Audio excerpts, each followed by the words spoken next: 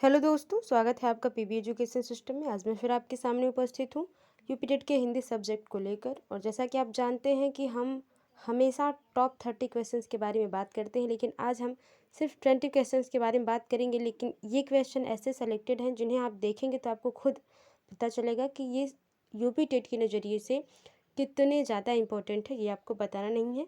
तो चलिए बात करते हैं आज के इन सेशन को। और आई होप आप सभी लोग बहुत बढ़िया होंगे और पॉजिटिविटी से भरे हुए होंगे, अपनी तैयारी को अच्छा कर रहे होंगे, अपने सिलेबस को कंप्लीट कर रहे होंगे। क्योंकि और सेल्फ स्टडी बहुत ज़्यादा इंपॉर्टेंट, जैसा कि मैं हर वीडियो में अपना कहती हूँ। क्योंकि जब तक आप खुद से कुछ नहीं सीखेंगे तब तक आप देख के जितना भी चाहे आप जो है ऑनलाइन पढ़ते हों या कहीं से पढ़ते हों। खासकर मुझे ऐसा लगता है, मेरा पर्सनल ये है कि अगर आप सेल्फ स्टडी करते हैं, बुक से पढ़ते हैं, तो आपको ये होता है कि जो चीज़ें कन्फ्यूजन होती है उसको जब आप कंफर्म करने आते हैं तब आप कुछ ज़्यादा सीख पाते हैं। तो चलिए, और एक बात और कि अगर आप चैनल पे नए हैं तो चैनल को सब्सक्राइब करें और बेल आइकन को भी प्रेस कर लें, ताकि आने वाली अगली वीडियो आप तक पहले पहुँचे और आपकी प्रिपरेशन में हम थोड़ी सी हेल्प करें। चलिए देखते हैं आज का पहला क्वेश्चन। और बहुत ही कम समय में, आई थिंक 15 मिनट से कम में ही हम 20 क्वेश्चंस को निपटा देंगे, और वो भी बहुत क्लियर तरीके से निपटा देंगे। पहला है, ब्रिटिश शासनकाल में राजभाषा थी।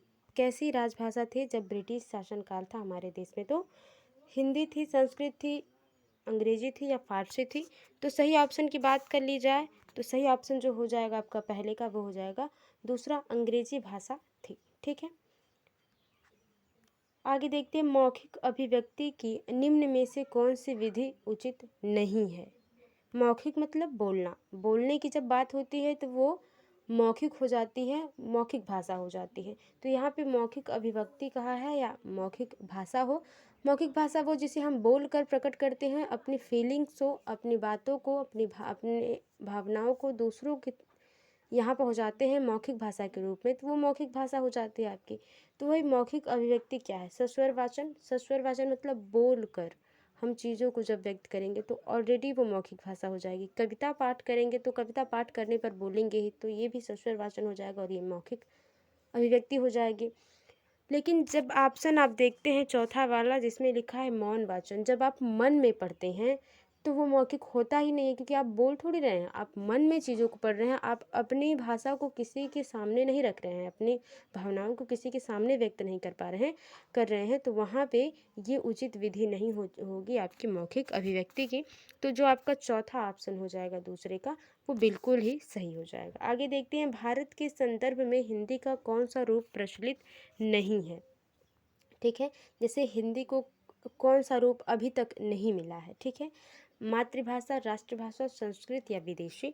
तो सही ऑप्शन की बात कर ली जाए तो सही ऑप्शन हो जाएगा आपका तीसरे का, चौथा ऑप्शन सही हो जाएगा विदेशी, है कि नहीं? विदेशी, हिंदी भाषा को विदेशी भाषा का दर्जा भी नहीं मिला है। जैसे कि हम अपने यहाँ इंग्लिश भाषा की बात कर लेते हैं तो हमारे यहाँ वो ना ही राजभाषा है ना ही राष्ट्रभाषा है, उसको अभी कोई दर्जा नहीं दिया गया है। फिलहाल उसको कहा जाता है कि वो क्या है, एक ग्लोबल लैंग्वेज है जो पूरी दुनिया में बहुतायत मात्रा में बोली जाती है। तो यहाँ पे आपका चौथा ऑप्शन सही हो जाएगा। आई होप आपको चीज़ें क्लियर होंगी और आपको पता है हिंदी हमारी राष्ट्रभाषा नहीं राजभाषा है, तो ये याद रखिए। क्योंकि हिंदी कौन सी भाषा है, राजभाषा, राष्ट्रभाषा पूछ देता है तो हम राष्ट्रभाषा लगाते हैं, लेकिन हमें याद रखना है कि हिंदी क्या है, राजभाषा है। ये आपने बहुत बार पढ़ा होगा जब भी आपने यूपी टेट या सी टेट एग्ज़ाम की किसी भी जो है एग्ज़ाम की आप तैयारी कर रहे हैं, टीचिंग एग्ज़ाम की, तो आपने देखा होगा कि ये आ जाता है आपका।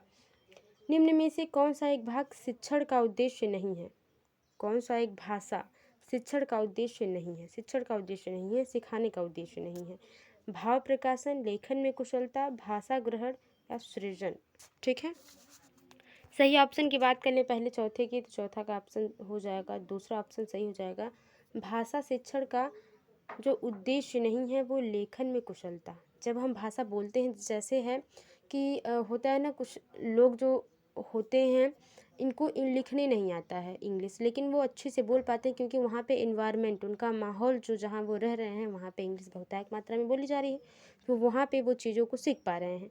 ठीक है, लेखन में कुशलता इंपॉर्टेंट नहीं, जैसे कुछ विदेशी लोग भी हैं जो हिंदी बोलना जानते हैं, लेकिन अगर उन्हें प्रॉपर लिखने के लिए कहा जाएगा तो वो लिख नहीं पाएंगे। तो यहाँ पे ये भाषा हो जाएगी आपकी कि भाषा शिक्षण के लिए एक ज़रूरी उद्देश्य नहीं है कि उसको लिखना भी आए, हम सुन सुन के भी चीज़ों को सीख लेते हैं। ठीक है, आगे देखते हैं। मौन वाचन शिक्षण का उद्देश्य है।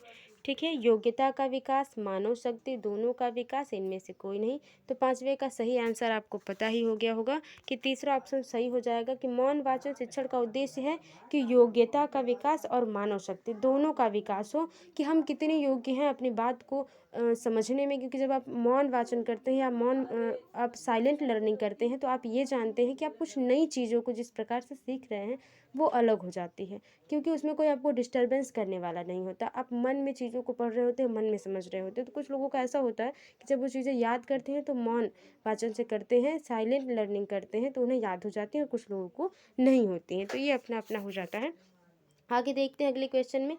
ये है कुछ पेडागॉजी के सेशन बहुत ज़्यादा पूछे जाते हैं, और आपसे समझ लीजिए 15 नंबर का ये हो जाता है व्याकरण, 15 नंबर की पेडागॉजी हो जाती है आपकी, तो आपको याद रखना है। ठीक है, अब पेडागॉजी में ये हो जाता है कि जितना आप समझ विकसित करेंगे, जितना आप चीज़ों को समझ सकते हैं, विद्यार्थियों को समझ सकते हैं, स्टूडेंट को समझ सकते हैं, एक शिक्षक और विद्यार्थियों के लैंग्वेज को समझ सकते हैं, भावनाओं को समझ सकते हैं, उतना अच्छा आप रिजल्ट पाएंगे जब आप जब जो है आपका सीटीपी जिस प्रकार से है उसे सीटीपी आती ही है 15 नंबर का सब में, तो ये हो जाता है। छठवां है जो बच्चों को पढ़े गए पाठ से जोड़ते हुए शिक्षक द्वारा निजी अनुभव को व्यक्त करने वाले प्रश्न निम्न में से किस भाषा को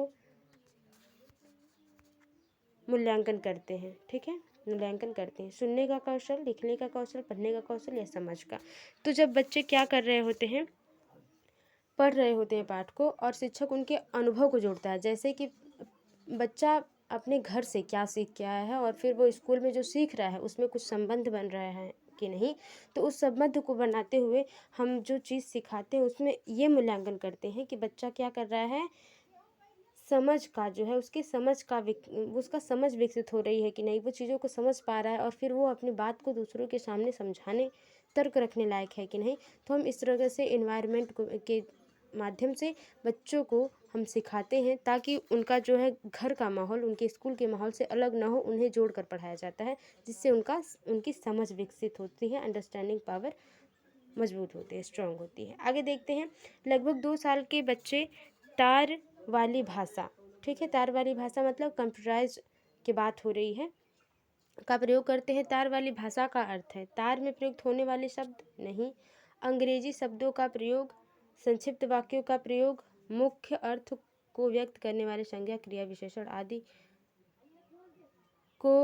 आदि 2 शब्दों वाली अभिव्यक्ति। ठीक है, तो 7वें के सही आंसर की बात करें तो चौथा ऑप्शन सही हो जाएगा।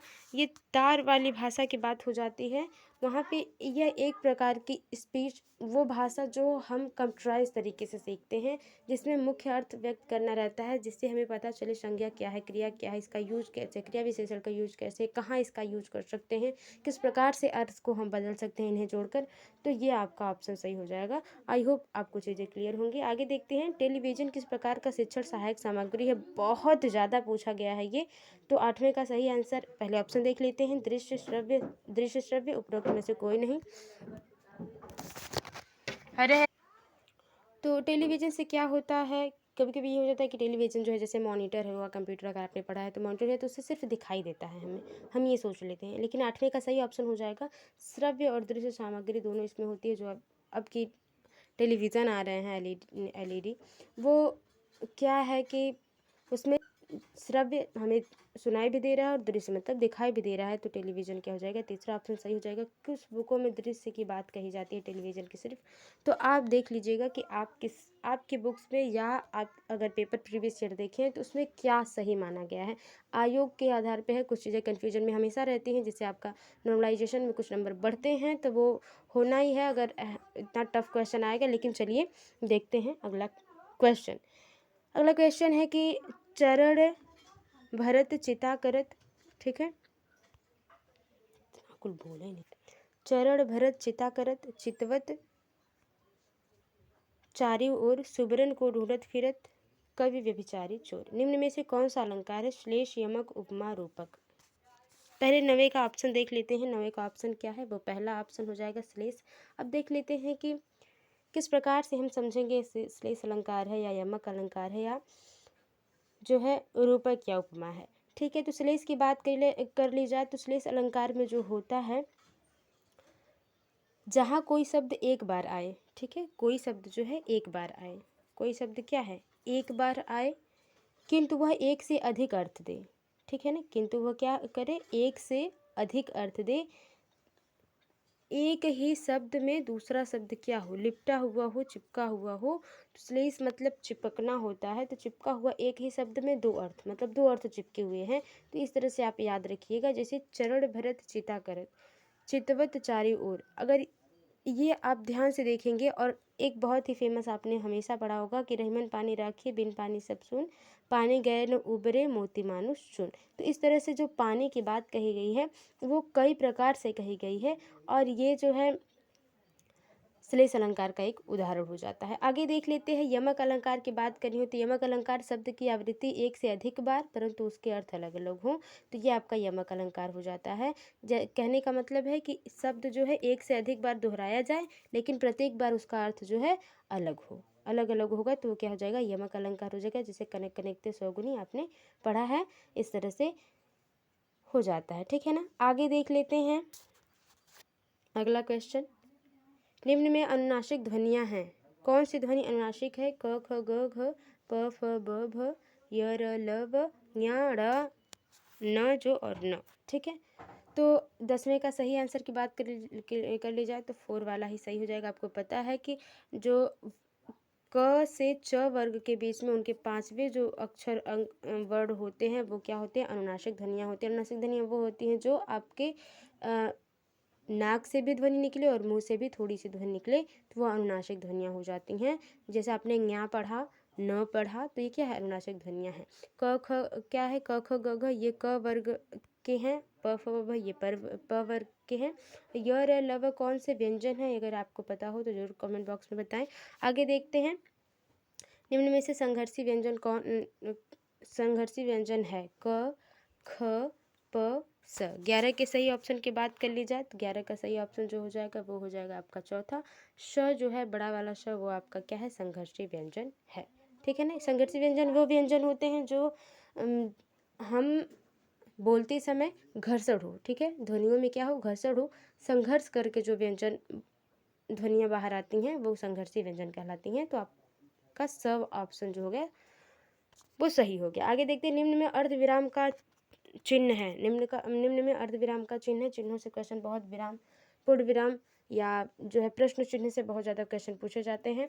जैसे आपका ये हो गया आपका अर्धविराम, यही ऑप्शन पहला जो है 12 का पहला ऑप्शन यही सही हो जाएगा कि अर्धविराम कॉमा। ठीक है, कॉमा को क्या कहते हैं? अर्धविराम कहते हैं। तो क्योंकि अब ये ऑप्शन भी आपका, जैसे यहाँ पे आप देख रहे होंगे कि 12 में ये ऑप्शन भी है, तो आपको क्या लगता है कि कॉमा को अर्धविराम कहेंगे या इसको? अगर आपको कन्फ्यूजन हो तो ये चीज़ें आप खुद से क्लियर करिए। क्यों? क्योंकि देखिए कॉमा को हम क्या कहते हैं? अर्धविराम ही कहते हैं। लेकिन कहीं कहीं बुक में इसे भी, अगर इसको अर्धविराम कहते हैं तो इसको क्या कहते हैं? ठीक है, ये आप जरूर क्लियर करिए।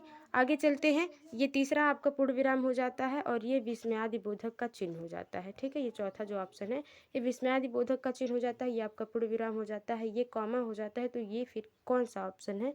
दूसरे ऑप्शन का कौन सा चिन्ह है? कमेंट बॉक्स में जरूर बताएं। स्वागत में कौन सी संधि है? सही ऑप्शन की बात कर ली जाए, पहले ऑप्शन की बात कर लेते हैं। दीर्घ संधि, यड़ संधि, गुण संधि, वृद्धि संधि। तो सही ऑप्शन की बात कर ली जाए पहले 13वें की, तो 13वें का सही ऑप्शन हो जाएगा दूसरा, यड़ संधि। अब यड़ संधि का जो है रूल क्या है, नियम क्या है, वो आप जानते हैं। क्योंकि दीर्घ संधि, गुण संधि, वृद्धि संधि ये सभी लोगों ने पढ़ी है। यड़ संधि क्योंकि सबसे पहले संधि जब हम शुरुआत करते हैं तो हम यही पढ़ते हैं। सबसे पहले दीर्घ संधि से ही शुरुआत करते हैं, जिसमें जो है आपका अ या आ का जो है संबंध अ या आ से होता है तो वो आ हो जाता है। ई या ई का योग जो है ई या ई से होता है, खुद उन्हीं से होता है व्यंजनों से, तो वो बड़ी ई हो जाती है। मतलब कि आ, ई या ओ औ में क्रमशः जब बदल जाते हैं तो आपके दीर्घ संधि हो जाते हैं। ऐसे ही गुण संधि की है, तो ये संधि का एक लेसन है बहुत बड़ा, आप जानते हैं। उनको अगर आप समझना चाहते हैं तो चैनल को सब्सक्राइब कर जरूर करें, क्योंकि ये जो रेगुलर जो वीडियोज आती रहेंगी, आज तो फिलहाल बहुत ज़्यादा ही टाइम हमारे पास कम है। मैं कोशिश कर रही हूँ कि मैं आपको जल्दी से करा लूँ और उसके बाद फिर अगला सेशन हम लाएँ CDP और EVS और इंग्लिश का भी, क्योंकि इंपॉर्टेंट है, क्योंकि हिंदी का लगभग बहुत सारी वीडियोज़ बन चुकी हैं। तो आप जाके देखें, एंजॉय करेंगे आप, आपको लगेगा कि आपने कुछ सीखा है। ठीक है, 13 के सही ऑप्शन की हम लोग बात कर चुके हैं। 13 का सही ऑप्शन हो जाएगा दूसरा। चौथा है चक्रपाणी में कौन सा समास है? बहुब्रीहि, कर्मधारय, द्विगु और द्वंद्व। तो 14 का सही आंसर की बात कर ली जाए तो 14 का सही आंसर हो जाएगा पहला। अब बहुब्रीहि समास के बारे में हम डिटेल में बात करते हैं। जब बहुब्रीहि की हम बात करते हैं तो बहुब्रीहि में हम देखते हैं कि यहाँ इसका जो ये नियम हो जाता है कि जब किसी शब्द को पहचानना है, कि किसी समास को पहचानना है कि ये कौन सा समास है, तो इसमें जो होता है पद प्रधान नहीं होते हैं। ठीक है, जो कोई भी पद जो है प्रधान नहीं होता है, बल्कि दो पद, ठीक है, दो पद मिलकर एक नए पद का निर्माण करते हैं। और वो नया पद जो होता है, नया पद जो होता है, नया शब्द जो होता है, वो किसी तीसरे जो है तीसरे अर्थ का, किसी विशेष व्यक्ति का संकेत देता है। तो वो ऑप्शन, जैसे अब अगर आप एग्जाम्पल देखेंगे तो आप समझ पाएंगे। जैसे कि आपका नीलकंठ हो गया, नीलकंठ, नीला है कंठ जिसका, अर्थात कौन? शिव। ठीक है, तो नीलकंठ ये क्या है? बहुब्रीहि है, क्योंकि ये दो योग तो हो रहे हैं, लेकिन ये क्या है, एक अलग जो है आपका दूसरी किसी तीसरे विशेष व्यक्ति के लिए संकेत कर रहा है ना। अब जैसे हम बात कर लेते हैं महावीर। ठीक है, महावीर, महान है जो वीर। ठीक है, जैसे कि हनुमान, हनुमान को महावीर कहा जाता है, तो वो आपका बहुब्रीहि समास हो गया। पंकज, पंकज भी क्या है आपका? बहुब्रीहि समास है। पंक में पैदा होने वाला या कीचड़ में पैदा होने वाला। दशानन बहुब्रीहि का जो है उदाहरण हो जाता है। आगे देख लेते हैं आपका कर्मधारय। कर्मधारय में जो बात हो जाती है उसमें ये हो जाता है कि जो समस्त पद में जो उत्तर पद होता है वो प्रधान होता है। उत्तर पद जो होता है वो प्रधान हो, तथा पूर्व पद व उत्तर पद में उपमान उपमेय हो। कहने का मतलब है विशेषण और विशेष हो, और दोनों में क्या हो, तुलना की बात जहाँ होगी वो आपका कर्मधारय हो जाएगा। जैसे चरण कमल, ठीक है, कमल के समान है चरण जिसके। ठीक है, या जिसके नहीं, आप नॉर्मली आप लिखेंगे कि जो चरण है वो क्या है, कमल के समान है। कमल नयन, जो आँखें हैं, जो नेत्र हैं, वो कमल के समान है। नीलकंठ, ये नीलकंठ जो है ये बहुब्रीहि समास भी हो जाता है, कर्मधारय समास भी हो जाता है, तो याद रखिए। महापुरुष, महान है जो पुरुष, तो ये कर्मधारय हो जाता है। महादेव, इस तरह से बहुत सारे शब्द हो जाते हैं। द्विगु द्वंद्व की बात कर ली जाए तो जैसे कि आप बात कर लेते हैं, ये जो होता है आपका बहुत ही आसान है इसको समझना, क्योंकि इसके पूर्व पद में क्या है, संख्यावाचक विशेषण आ जाता है। ठीक है, जैसे आपका चौराहा, दोपहर, जैसे आप दोपहर लिखेंगे तो यहाँ पे दो संख्यावाचक विशेषण आ जाता है आपका। तो दोपहर होगा चौराहा, चौराहा मतलब चार राह। ठीक है, जहाँ मिलते हैं वो चौराहा हो जाता है, चार। ठीक है, जैसे नवरात्रि, नवरात्रियों का समूह नौ। ठीक है, संख्यावाचक। तो द्विगु को समझना बहुत आसान है। फिलहाल 14 का आंसर आपका पहला था। आगे देखते हैं 15वें क्वेश्चन को। 15वां क्वेश्चन, निम्न में से मिश्र वाक्य कौन सा है? मिश्र वाक्य आप समझ रहे हैं, जिसमें कि दो जो है सेंटेंस, दो वाक्य, पूरी तरह से दो वाक्य जो हो वो किसी अन्य शब्द के द्वारा जुड़े हो। ठीक है, संयोजक के द्वारा जुड़े हो, वहाँ मिश्र वाक्य हो जाता है। जैसे राधा घर चली गई, राधा ने बताया कि मोहन यमुना पर है। राम घर गया और सो गया, मधु पानी पीकर वापस चली गई। तो 15 के सही आंसर की पहले बात कर ली जाए, ऑप्शन सही हो जाता है दूसरा वाला, सॉरी। 15 का सही ऑप्शन जो हो जाएगा वो हो जाएगा दूसरा, राधा ने बताया कि मोहन यमुना पर है। अब ये बताइए, क्या तीसरा मिश्र वाक्य नहीं हो सकता? अगर हो सकता है तो कैसे? क्या ये जो दूसरा ऑप्शन है वो सच में सही है? क्योंकि मुझे खुद कन्फ्यूजन में लग रहा है कि यहाँ तक मिश्र वाक्य ये होना चाहिए, क्योंकि यहाँ पे जो है एक संयोजक के द्वारा और के माध्यम से ये वाक्य जो है जुड़ा हुआ है। चलिए फिलहाल आगे चलते हैं। निम्न में संबंधवाचक सर्वनाम है, जिससे संबंध की विशेषता पता चलेगी। जो संबंध बताएगा वो सर्वनाम। संबंधवाचक सर्वनाम हो जाएगा कोई, कौन, जैसा, यह। ठीक है, कोई, कौन, जैसा, वह। इसमें संबंध कौन बता रहा है? तो 16वें का सही ऑप्शन हो जाएगा, तीसरा ऑप्शन सही हो जाएगा। जैसा। ठीक है, ये संबंधवाचक सर्वनाम हो जाएगा। आगे देखते हैं, तुम कहाँ पढ़ते हो में किस कोटि का विशेषण प्रयुक्त हुआ है। ठीक है, गुणवाचक, प्रश्नवाचक, संख्यावाचक, संकेतवाचक। 17 में के सही आंसर की बात कर ली जाए तो यहाँ पे आपको पता है तुम कहाँ पढ़ते हो, क्वेश्चन मार्क लग जाएगा। क्वेश्चन मार्क यहाँ पे लगाया नहीं गया है फिलहाल, वहाँ लगेगा एग्जाम के टाइम में आपका, तो प्रश्नवाचक हो जाएगा। जहाँ पे भी क्वेश्चन मार्क की बात हो जाती है, प्रश्नवाचक चिन्ह लग जाता है, वो वाक्य ही प्रश्नवाचक हो जाता है, तो ये प्रश्नवाचक विशेषण हो जाएगा। चिंतामणि के रचयिता है, फिर जो है आपका विशेषण की जब प्रश्नवाचक की बात करें, चाहे वो प्रश्नवाचक विशेषण हो, प्रश्नवाचक सर्वनाम हो, प्रश्नवाचक कोई भी हो, तो वहाँ पे अगर कहाँ, क्यों, कैसे, किस लिए, कब तक ये बातें आती हैं तो वो प्रश्नवाचक ही हो जाता है, चाहे वो विशेषण हो प्रश्नवाचक या सर्वनाम हो। चिंतामणि के रचयिता हैं प्रसाद महावीर प्रसाद द्विवेदी रामचंद्र सुख हरिओध। तो आपका 18 के सही आंसर की बात कर ली जाए, तीसरा ऑप्शन सही हो जाएगा बिल्कुल ही, और पूरा तरह से रटाया हुआ है। इनके बारे में चारों ऑप्शन के बारे में डिटेल में बात कर लेते हैं अभी। शंकर प्रसाद की बात कर ली जाए तो ये जो है इन्होंने लिखा है झरना आंसू लहर, झरना आंसू लहर, कमानी, प्रेम प्रतीक आदि, स्कंदगुप्त, चंद्रगुप्त, अजातशत्रु, एक घुट, अग्निमित्र। मैंने इतना एक साथ में क्लास 10 से याद किया है और मुझे याद है अभी। क्यों क्यों याद है? क्योंकि जब आप गाने के हिसाब से, लय के हिसाब से, एक साथ में कॉमेडी के हिसाब से चीज़ों को याद करते हैं तो वो आपको चीज़ें याद हो जाती हैं। तो हमेशा जब याद करिए तो बोर होकर ना याद करिए, कुछ इंटरेस्टिंग तरीके से उसको याद करिए ताकि याद हो जाए। ठीक है, तो जयशंकर प्रसाद का झरना आंसू लहर, कमानी, प्रेम प्रतीक आदि, स्कंदगुप्त, चंद्रगुप्त, अजातशत्रु, एक घूंट, अग्निमित्र। तो इस तरह से आप याद कर सकते हैं। ठीक है, अगला देख लेते हैं। रामचंद्र शुक्ल जी ने भी बहुत अच्छी अच्छी कविताओं को लिखा है। अब ये भी क्वेश्चन पूछ लेता है कि हरिऔध का पूरा नाम क्या है, पूछता है। फिलहाल सभी लोगों को पता होगा कि हरिऔध जी का पूरा नाम क्या है और इन्होंने कौन कौन सी इम्पॉर्टेंट पंक्तियाँ लिखी हैं, कौन कौन सी रचनाएं की हैं, वो आपको जानना जरूरी है। देख लेते हैं। फिलहाल द्विवेदी साहब, महावीर प्रसाद द्विवेदी साहब ने क्या क्या लिखा है तो उनकी बात कर लें। इन्होंने लिखा है मेघदूत, विचार रत्नावली, गंगा लहरी। विचार रत्नावली, रत्नावली नहीं, विचार रत्नावली इन्होंने लिखा है। ठीक है, अब ये बताइए तो रत्नावली किसने लिखा है? गंगा लहरी, गंगा लहरी द्विवेदी जी ने लिखा है। तो ये बताइए साहित्य लहरी किसने लिखा है? ठीक है, तो ये बहुत ही इंपॉर्टेंट क्वेश्चन है, मुझे तो बड़ा अच्छा लगता है जब ये मैं पढ़ाने शुरू करती हूँ या खुद पढ़ती हूँ। तो अब ये बताइए कि शुक्ल जी ने क्या क्या लिखा है, रामचंद्र शुक्ल जी ने, और इनकी भी जो है बहुत ज़्यादा पूछी जाती है। अब सबसे ज़्यादा पूछा जाता है रामधारी सिंह दिनकर को। रामधारी सिंह दिनकर जो है इसमें है नहीं फिलहाल, फिर भी उनकी बात कर ली क्योंकि बहुत ज़्यादा क्वेश्चन पूछा जाता है।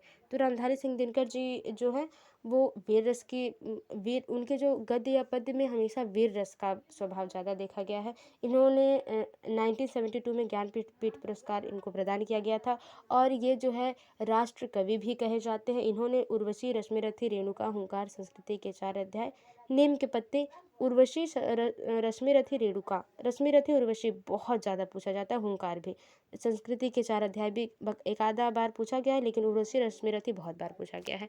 चलिए आगे चलते हैं अगले क्वेश्चन पे। 19वां का अनुशासन में उपसर्ग है शासन, सन, अन, अनु।